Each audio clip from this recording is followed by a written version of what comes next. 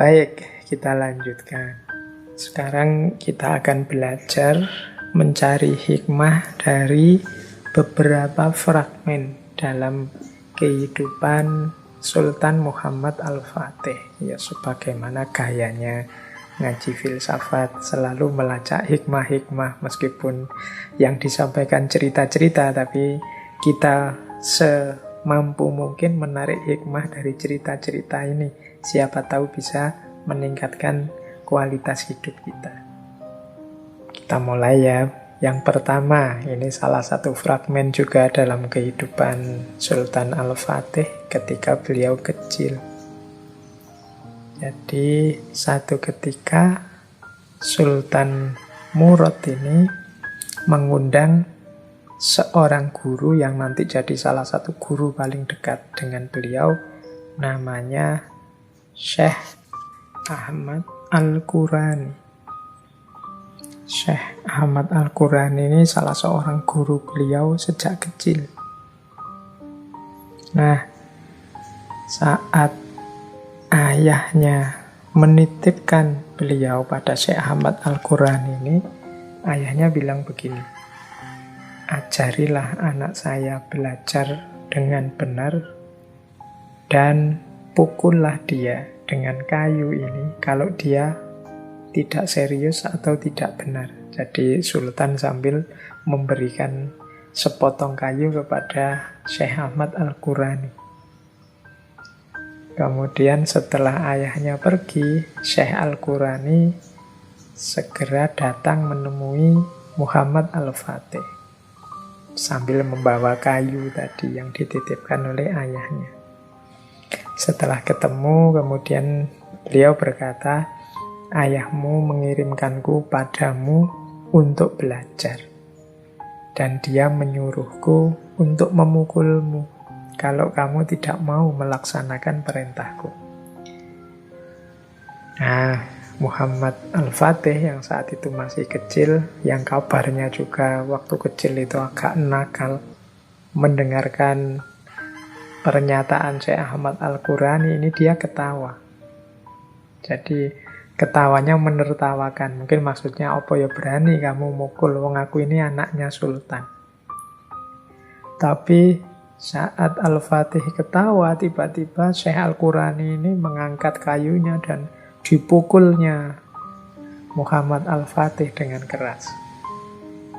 Nah, baru Sultan Al-Fatih ini sadar bahwa gurunya ini serius loh. Kalau dia melakukan kesalahan, kalau dia macam-macam, maka akan dipukul dengan kayu itu, dan dia tidak bisa lapor pada ayahnya, wong yang menyuruh gurunya ini ayahnya. Nah, alhasil akhirnya seriuslah Sultan Al-Fatih belajar Al-Quran sampai bisa hafal Al-Quran di usia 7 tahun dan juga pelajaran-pelajaran yang lain. Jadi ini penting menurut saya untuk diambil pelajaran. Yang pertama adalah kewibawaan guru di depan murid. Jangan sampai seorang murid merasa lebih tinggi dari gurunya atau apalagi merendahkan gurunya.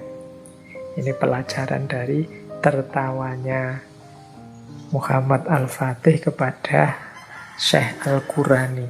Ini sesuatu yang tidak bisa ditolerir. Adab dari murid kepada guru itu menjadi salah satu prasyarat barokahnya ilmu. Ini juga nasihat untuk teman-teman semua yang sedang menempuh jalan ilmu, para siswa, para mahasiswa.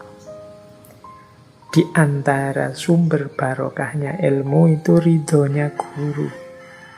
Maka jangan sampai kita merendahkan guru, menganggap guru lebih inferior daripada kita, atau menganggap guru kita itu hanya sekedar alat untuk kita sukses di masa depan dan lain sebagainya.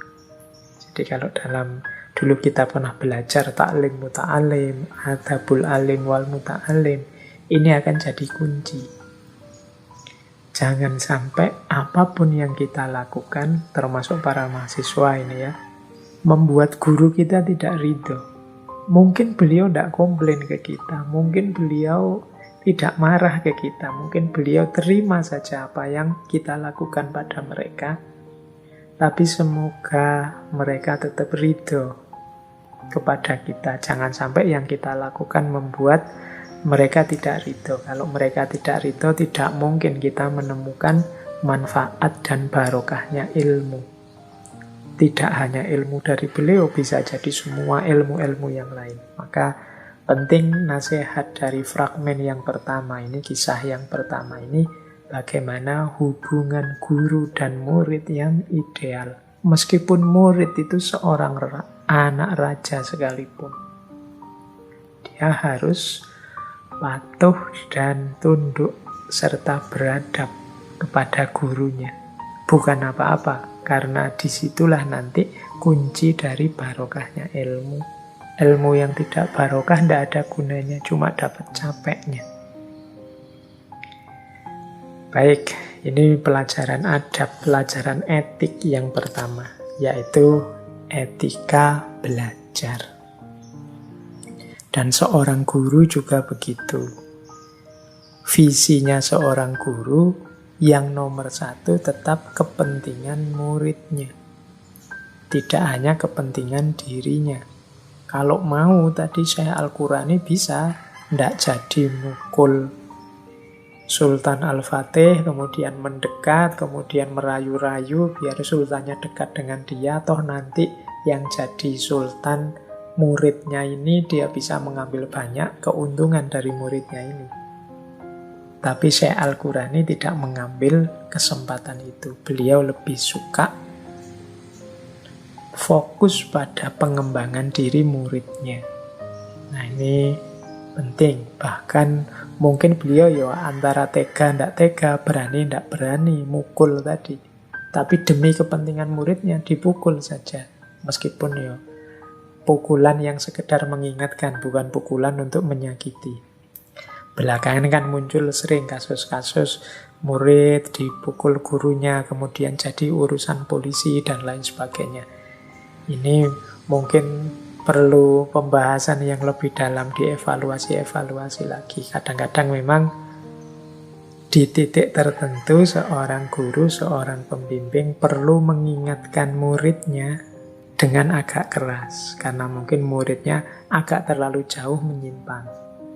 Nah, peringatan itu tentunya ya dengan cara tindakan yang mengingatkan, bukan tindakan yang menyakiti, bukan karena gurunya ingin balas dendam dan lain sebagainya. Nah, itu nanti memahami konteks situasi lebih tepat akan memudahkan kita menilai situasi-situasi kapan seorang guru berhak mengingatkan muridnya dengan cara yang agak keras, mengingat muridnya sudah agak jauh nyeleweng atau menyimpang.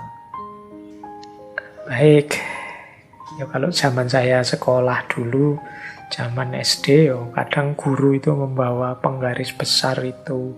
Kalau ada yang anak macam-macam ya bisa merasakan kerasnya penggaris, atau bisa merasakan telinga yang rasanya mau copot karena dijewer. Itu zaman dulu.